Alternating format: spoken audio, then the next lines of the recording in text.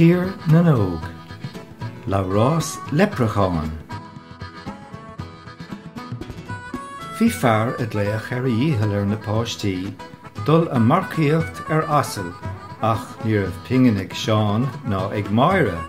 Cabhród lo! Ar sa Labhrás, nuair a thuig sé gur bháiló a bheith sa rás. Bhí madra beag ag Seán agus Míle dar a bhanam spote. Chur Labhrás a chud dríochta I bhaim ar spote. Dás agus dás an madra, go dtí go raibh sé chomh mór le capall. Bhí úna agus áilteacht ar Sheán agus ar Míle nuair a chnochadar spote. Bhí úna ar spote féin leis. Is féidir le marcaíocht ar spote anois. Ar sa Labhrás.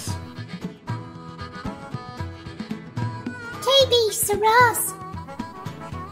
Chabhraigh Labhrás le Seán agus le Míle dul an áirde ar bhuin spote.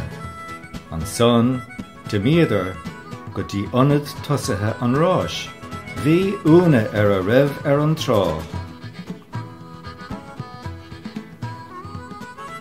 Thosaigh an rás. Is a réigean a bhí rás ann, mar bhuaigh spote glan. D'fhág sé gach asal I bhfad ina dhia. Hurrá! Ar sa Labhrás. Tá buagaí.